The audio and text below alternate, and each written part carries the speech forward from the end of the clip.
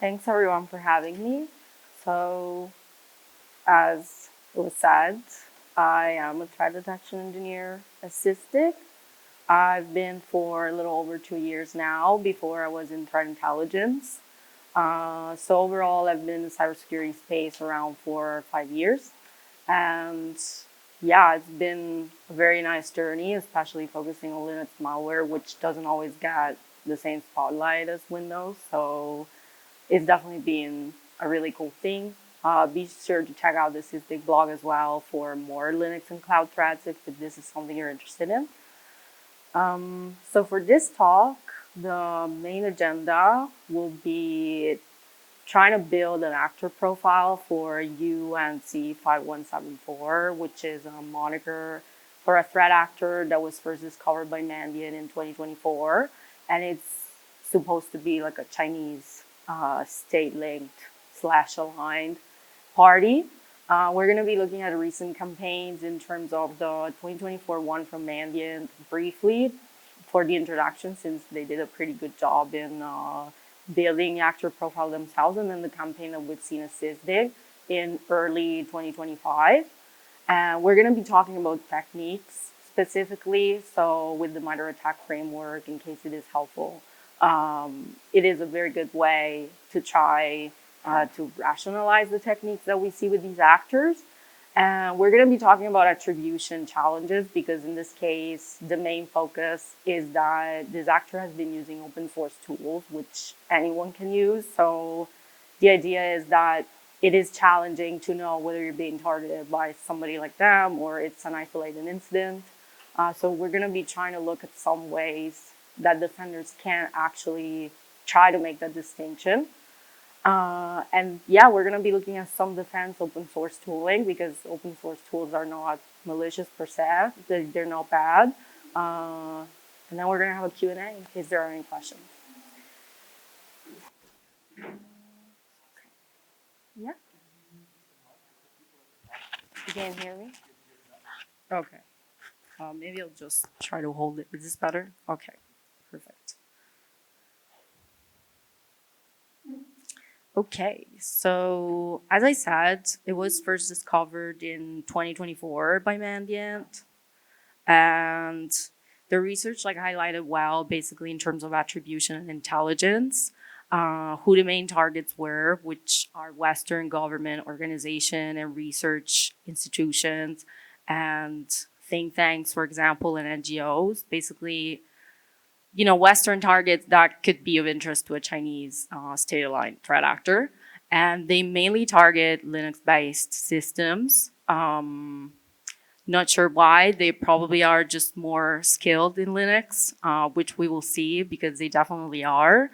Their main goal is to resell the access that they acquire to compromise infrastructure to Chinese state-interested parties. So in this case, we've seen them act as a broker for illicit access. And that's why we haven't really seen any post-exploitation activities once they land on the system. They install backdoors, they remain there, remote access tools mostly. They don't try to exploit it themselves. So they just stay silent and resell the access when it's needed. And as we've said, they employ open source tools. Again, we can speculate as to why, but it is a very powerful thing for an attacker that is able to develop custom malware and is very financially skillful and resourceful to actually decide to use tools that anyone can use. We believe that this is to their advantage.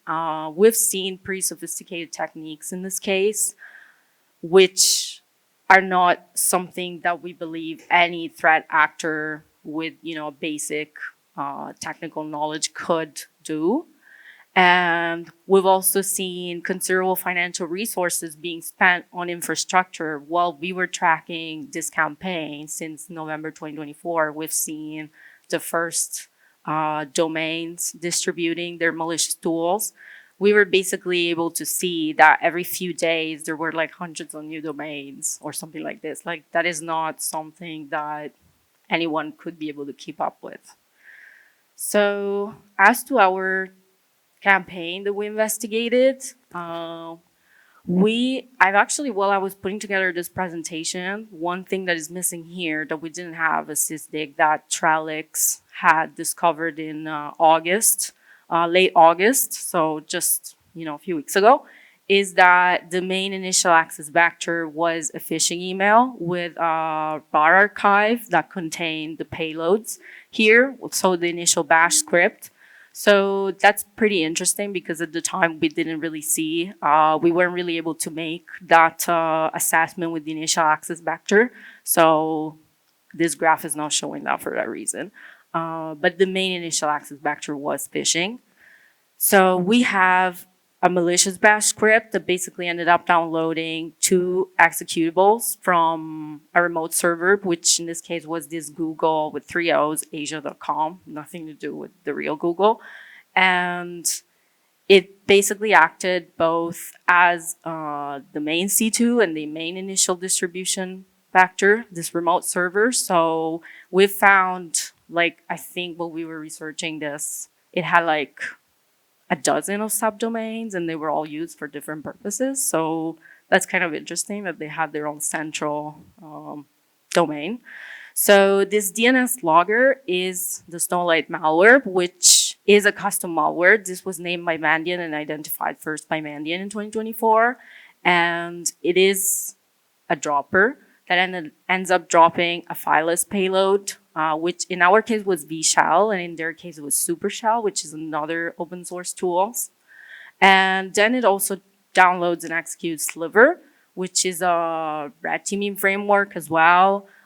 We believe that it was done for fallback, that the main payload is supposed to be SNOWLIGHT, but in case something doesn't work, and we'll see a little bit later why, that they would still try to rely on Sliver to have a foothold in the system. So in this case, yes, so the DNS logger doesn't have the VShell payload embedded to unpack. It has to download it with a specific GET request to the remote server. So that's quite interesting because it's kind of a dynamic execution. If there are checks in the malware to know whether to run or not. So it is going the extra mile, not to just drop traces of the final payload, which we believe is going to be the VShell one, which is fileless. And that is not a very common thing, although it has been, I think it has been documented just a few months ago that now it's starting to be used, this technique of fileless malware also for crypto mining, which is kind of interesting. Because so far, this is a pretty sophisticated technique and way of distributing malware. Not everyone's going to be able to do that. The malware was also heavily obfuscated with, I think VShell is written in Go, and the OG open source VShell one, and it was obfuscated with a few, I think it's called Go Garble, the one that obfuscates Go malware. So we had to install plugins and stuff to try to decrypt what it was actually trying to do. So yeah, basically we've seen this campaign overall going the extra mile to be sure that nothing is left, that doesn't have to run. And even when it does run, it's supposed to be very silent and very stealthy. So yeah, so these are snippets from the initial bash script that we've seen. So the main idea, yes, is that it downloads the executables from the remote server and then it runs them. It makes a few checks, which is kind of interesting. If it is root, it will try to move them from TMP, a temporary writable directory, to user bin, and it's going to try to modify the timestamp so that we suppose for defense evasion purposes, so that, if you're auditing or you have some alerts, you're not, basically the binaries are going to match the target folder timestamps. So for example, any newly added binaries there may not be flagged. So that was quite interesting. We've also seen them use the classic cron tab for basically trying to persist on the system, because if it is not root and is in TMP, it's not a persistent storage TMP. So in this case, it's gonna be adding them to a cron tab file so that it will run every hour and it will try to run every reboot as well. So this is a way for the attackers to know that the malware is going to persist. And it also ended up using systemctl as well, which is a way to manage systemd services on Linux. And that's another persistence technique, we think, because in this case, it registered the executables as services on Linux, and then it's going to make them run in the background. So, yeah. Let's see if I forgot something. Yeah, I think that should be all for the initial bash script. So in this case, the bash script downloads this, which is SNOWLIGHT. As I pointed out, it has been named and found by Mandiant in 2024. It is very straightforward. It is a dropper. So the main purpose of this malware is to fetch the payload with a specially crafted GET request. You can see that in the send-to snippet in the slide, which is going to be basically giving some parameters to the server in order to actually get the binary back. So this is like an anti-analysis technique, because in case you're trying to connect to the remote server and try to get the binary yourself, like you're not going to be able to unless you know the parameters that the server wants before giving you the final payload. So that's definitely not something we see every day in terms of security incidents like this. So yeah, one interesting thing that we said is that it downloads the VShell payload at runtime. Like it doesn't just, unpack it. This, we believe, is not something that is usually able to be kept up with at a small scale type of incident, because if you think about it, like the C2 is R-coded. So, there could be like a point of failure in this strategy where the C2 gets taken down and that's that. Like you can't get the payload in the end. But in this case, we've seen them basically shuffling IP addresses very quickly. So, this is not, again, something that every isolated incident attacker is going to do. Like it takes a lot of effort to maintain a central infrastructure like this and considerable financial resources. So, of course, we've seen different domains being used. We'll dive into this a little bit later. But the idea is that, basically the domains and the IP addresses involved in here are in the hundreds. And this is a large scale campaign for being so. And the final thing is it retrieves the payload and then it executes it filelessly. This is a way in Linux with the mapfd create system call to execute a file that doesn't actually exist on disk. So it's backed by volatile storage.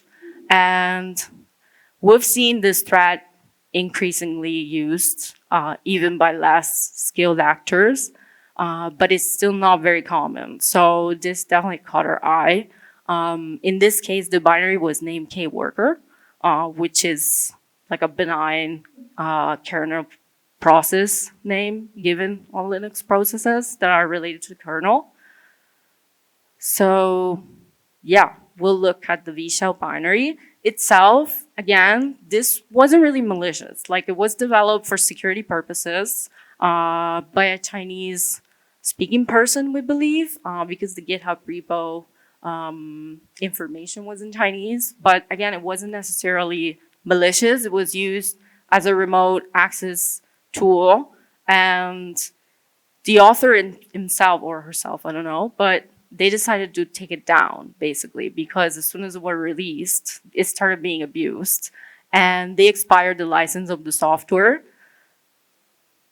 in a way that couldn't really be used. And the thing that is interesting from this author here is that expiring the license, I did have to poke around and try to make it run myself and there are guides basically on Telegram and on how to basically use this.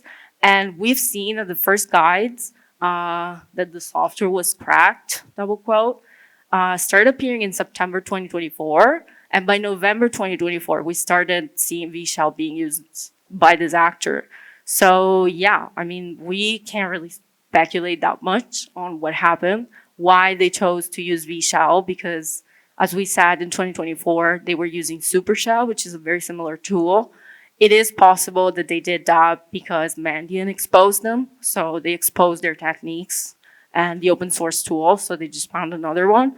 Or I don't know. Another thing that we've seen on underground forums is that this VShell malware is basically being called like better than Cobalt Strike.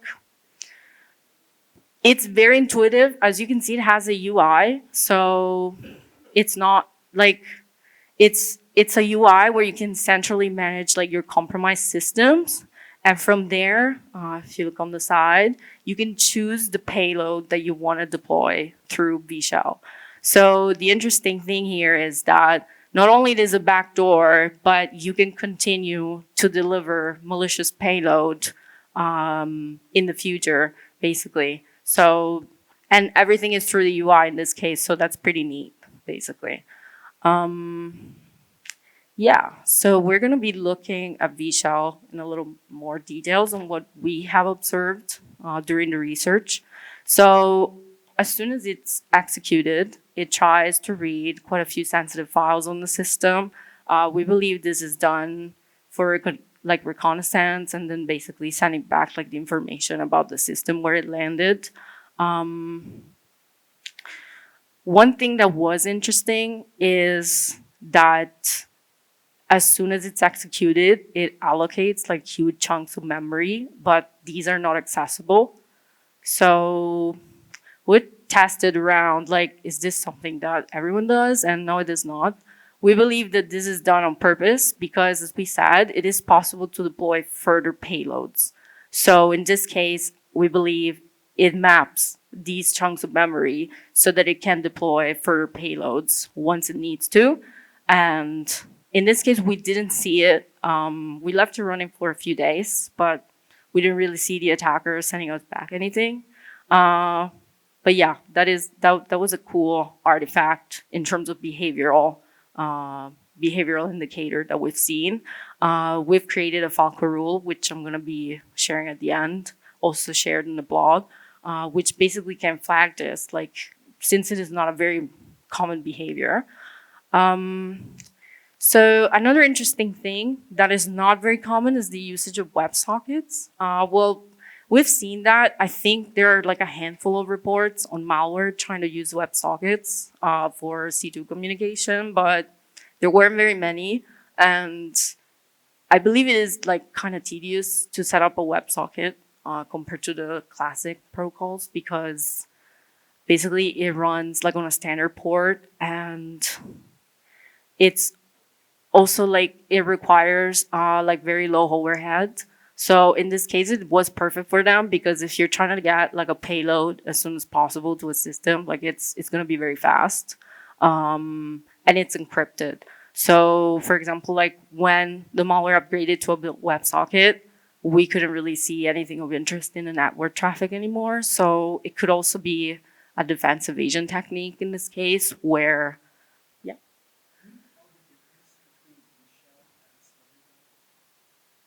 So VShell is kind of like, I would say, yeah.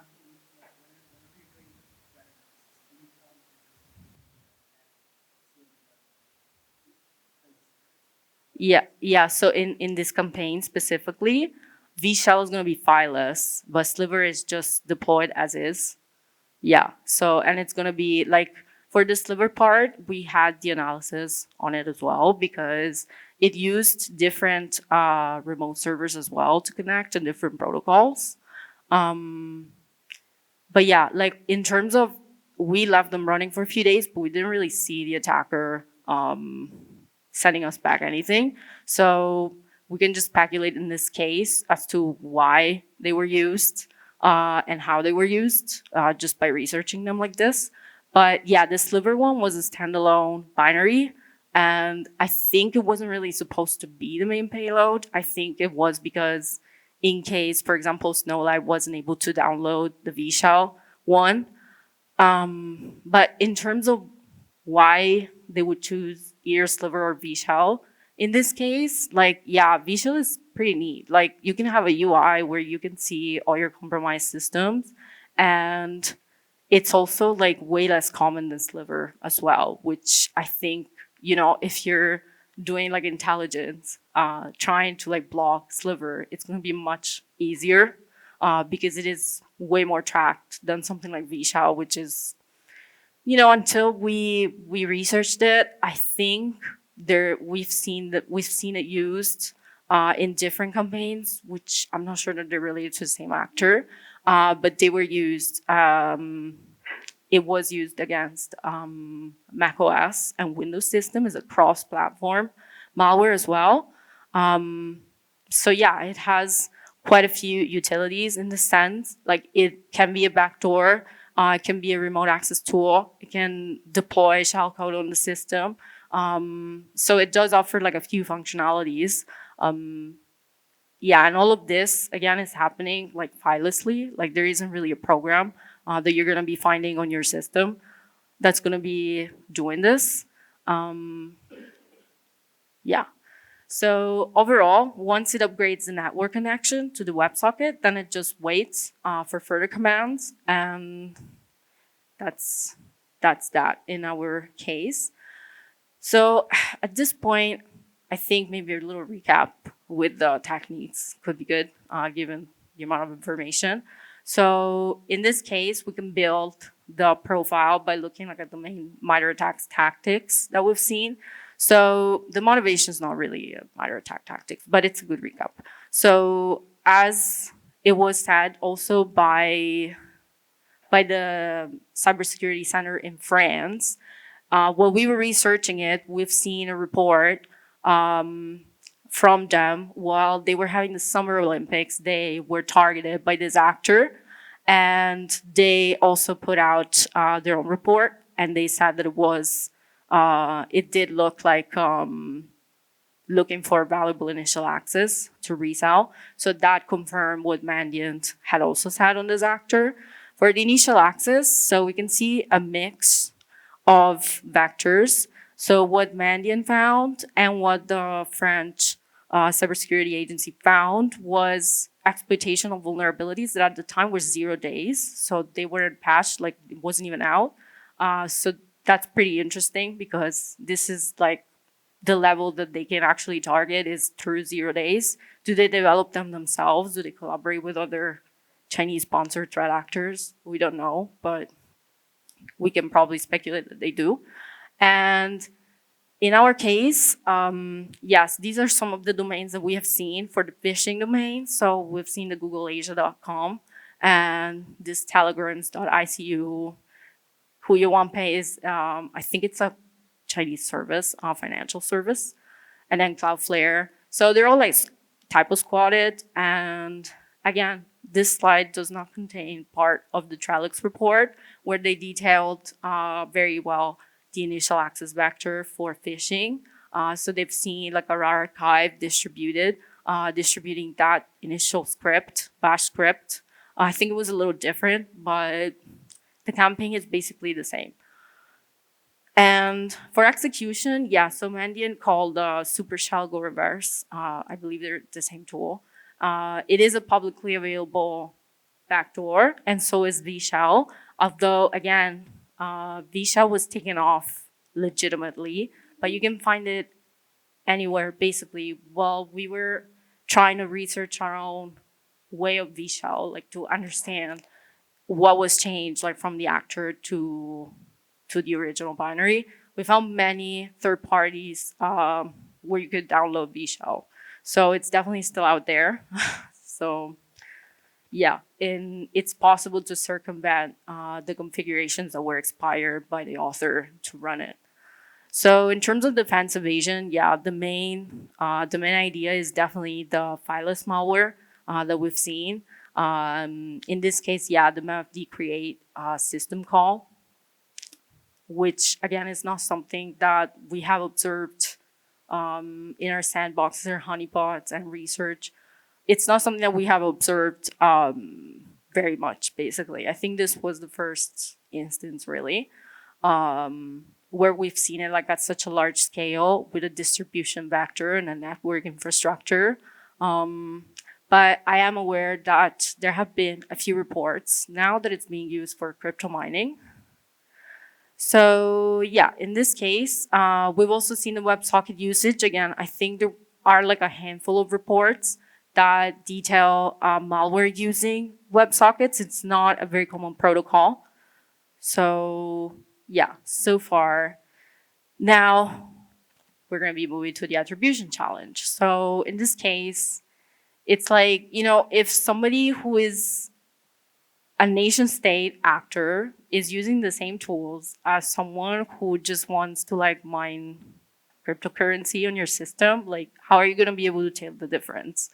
Basically, it's very difficult because we believe this is on purpose, because it's to their advantage, like if you are not able to tell them apart, or if you don't have definitive proof that they are a nation state, well, your threat modeling strategies are going to be very different if you know that you're being targeted by a Chinese nation state or just, a script kiddie that wants to do crypto mining. So yeah, in this case, we definitely need more than indicators, although they are not completely useless. This is not, what the slide is about. They have to be complemented with behavioral indicators, and there's no getting around that because as we have seen, especially for the domains and the IOC, there are like network IOCs or even the fileless payload, like they're gonna be very different if this attacker is financially resourceful and is able to change them like every few days. By the time they get deployed, like they're gonna be obsolete already. So, in the way that we research this malware and the way we develop like rules through Falco, which is a detection engine, for Linux through system calls, and it's completely open source as well, is to look at the behavior, is to look at the system calls, like what is this malware actually doing once it's deployed, more than, where is it connecting to, because that may change, but, the behavior of the malware, it's not going to change as easily. It's not, every day that you develop a custom dropper that implements a custom fileless payload, and then you get flagged with your behavior. It's going to be way harder for an attacker to circumvent those type of IOCs. So yeah, so one thing I want to note is that Whois XML API actually built off the IOCs that we've first seen for this threat actor. They did a pretty cool report on the network infrastructure only, where they basically found like, close to 200 connected domains and email addresses, 67 IP. Like basically this is not something, that you're going to be seeing a lot in terms of, if you don't have the financial resources to do this, then you just don't. It's not that easy for anyone to do this. And, in this case, again, shifting the focus from static indicators and network indicators alone to both static indicators, but behavioral patterns as well, is going to be helping you a lot in your strategy, in your defense strategy. And in this case, the deniability is, to their advantage. I think, Mandiant identified an individual that was basically state aligned, but in what sense are they state aligned? Like they're going to be basically also be a very useful asset to a hostile nation state, because in this case, they act as a third party. The state can say, well, they don't work for us, like they're their own thing. But obviously, they're compromising these systems and trying to resell them whenever they can. So in this case, this is going to be a challenge for threat modeling as well, because you're going to have to look at the incident and make a very quick response and quick strategy on how to react based like on a few indicators. And in this case, like based on an open source tool, like that's basically not something that can be done like on the fly to know whether you're being attacked by a nation state or, a low level technical actor. Basically, it's this idea, that if you start to use what everybody else is using, then you're kind of protected by the pool of cyber attackers that are using this. Of course, for different reasons, because we haven't really seen them use their tools for financial motives. We haven't seen them like trying to, deploy crypto mining or anything like this. And I don't believe that all the reports so far in this actor all point to the same idea, that they gain the access and they stay quiet. Like they don't try to exploit it for their own financial reasons. So that's another thing. Usually on Linux systems, crypto mining is a big attack pattern that we see. So this was definitely really cool in the sense that it's not something that we've seen very often. So in this case, the context in which we find these open source tools is going to help us, because I put up a slide of the original, like a snippet of the original repo that hosted VShell. It was a pretty benign thing, and it was as is. Like it wasn't, distributed through a fileless custom payload. It was just hosted on GitHub. Anyone could use it for their own security reasons. Like, it definitely wasn't supposed to be abused the way it was. So for us, this is a good indicator, because, when you're seeing like an attacker going the extra mile, trying to make their payload fileless, although it's like open source, like you have to distinguish that from someone who's just deploying VShell as is, right? And they have like an IP address that's not mapped to anything. That's basically going to be a good indicator for context in this case. And that's kind of true for all open source. We believe before VShell, they were using SuperShell. That's also hosted standalone. Like it's not injected in memory in a fileless way by a custom dropper. Basically, the context in which you find these executables running, although they are open source and they could be anyone, they can give you insights into what the capability of the attacker that you're dealing with is. For example, like VShell, that's the WebSocket protocol is not the default one. Most of the standalone malicious attackers that we've seen, they weren't using that. So clearly, that's another distinguishable artifact for the attacker, for this attacker. Yeah, so what can we do? Well, in our case, Falco, again, is an open source detection engine. You can deploy it, in all your systems or, in containers or something like this. It is very user-friendly in terms that you can do whatever you want with this detection engine. There are default rules, which are totally open source, but you can also build your own rules. So that's going to be working a lot for your environment, the open source version, and it is very good. It is an engine that can look, for example, at this behavior, fileless malware detected. What's it looking at? It's basically looking at any process that was executed from memory. You can flag that, you can make an alert, you can say, okay, if this happens, this is a critical thing, I want to know about it.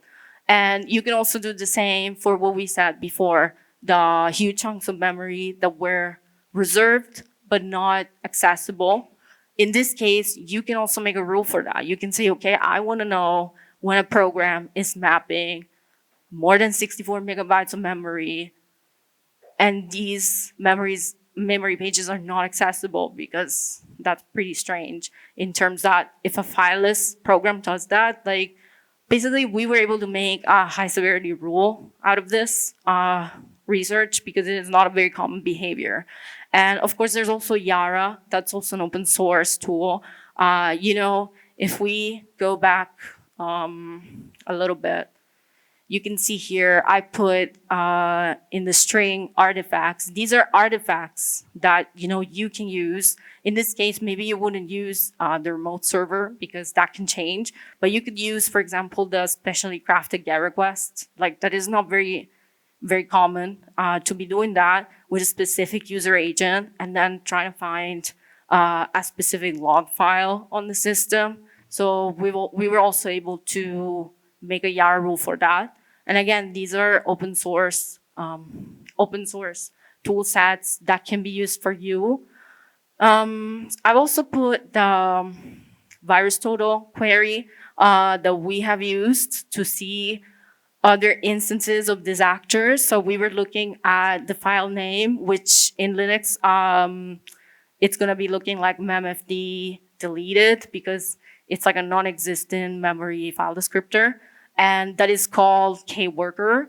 And we were able to find quite a few executables like that. So virus total is, it also has a free version that can be used to do triaging and, trying to find like other infrastructure and connected patterns of distribution for executables. And of course, the IOC list expansion findings that Whois XML did, that was pretty good. I think you can download the report where they do have the IOC because again, it's not because IOCs are useless, it's because they can't do everything.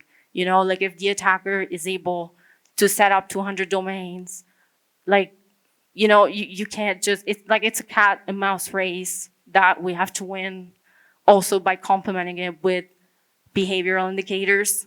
And in this case, these are free. Again, open source tools are not inherently bad. That's not what this talk is about. I hope it is clear. They are good, but they can be misused. And, we can use them to our advantage as well as defenders. So, yeah, I've also put some hunting that you could do. For example, T-Shark is another tool that is completely free. You can, for example, flag when a WebSocket is being used. You can look, for example, at, the header containing the WebSocket, or you can look, for example, at when DNS queries are being made on, if it's like in a remote server that you have an isolated server, like maybe could be weird. Not that DNS queries are weird inherently, but depending on where this is happening, it could be useful. And I've also put some general hunts. I believe you can do with like Elasticsearch, which I do think it's also has a free version, where, for example, if we've seen them used for VShell, like a non-standard port, in this case, for example, you want to flag a set of ports that, for you, they're disallowed, like they're not allowed to be used, or you don't use them very much. Like to know your environment and to make these type of queries and hunts, it could be useful to you and what makes sense for your environment. Or for example, we've seen them access those files that we said, like the access shadow on Linux and XA password, like those are pretty sensitive files. Like not everyone should be able to just access them. Or for example, some of these files, they're for environment fingerprinting. So for example, the UID map, it's gonna give you like a lot of information on, whether your root and capability you got and what are the mapping of your, user space process, which means like if you're in a sandbox or you're like on a host, if some of the configurations are more hardened than normal, like it can give the attacker the ability to say, okay, this is a sandbox. I'm not gonna run. Like I know that this is not good for me. So yeah, another one is, for example, you wanna see for persistence hunt, you wanna see, okay, cron jobs, for example, executed by weird parents that are not like expected, Linux processes. Of course, this has to make sense for you, but I put some threat hunting queries that could be helpful in regards to this type of campaign that we've observed. And yeah, so final recap. In this case, we've seen this threat actor, UNC5174, being able to develop their own custom malware and develop their own sophisticated use their own sophisticated technique, like a fileless payload, but still choosing to use an open source tool. And again, I want to reiterate, this is to their advantage because if you as a defender are not able to make sure that you're being targeted from a Chinese nation state or a low-level actor, like that's to their advantage because maybe you're going to be thinking this is an isolated security incident, but you're being targeted at scale. That's going to be good for them, basically. And the context is the key also to try to make an attribution of this kind, because as we've seen, the VShell binary, that was a standalone binary that was not made, in a custom dropper, that was not made in a fileless payload, that was distributed as is. So yeah, that's going to help you to make that distinction. And of course, for this reason, intelligence sharing is really good. Like, since we put out the report, I think I've seen 3 reports building off what we found. And this is a good thing because it really helps to expose these attackers when, security vendors collaborate and they put out and build off others' findings. We built off Mandiant what they found first. So, it's a continuous thing that we have to try to keep up with, because they're definitely, like, there are probably hundreds of other campaigns just like that, just as stealthy. But in this case, like, it's, we have to try to do our best. And in our case, defensive open source tools are effective. You are able to see with Yara, with Falco, like, these are good tools to try to flag malicious behavior. You may not always get, being targeted by a Chinese nation state, but it's definitely good to know that in case this happens, you do have some flagging happening on your system. You're not completely blind. So yeah, open source tools are not inherently malicious. They can be used for our advantage as well. So that's the key takeaway for this talk. And I want to do a little shout out to the SysDig open source community. It's a new community where, defenders, they can collaborate with other defenders, and you can find me in there too, basically, where this talk was advertised as well. It's a very cool thing to learn and to collaborate with other defenders. So please be sure to check it out. And that's that. If you have any questions.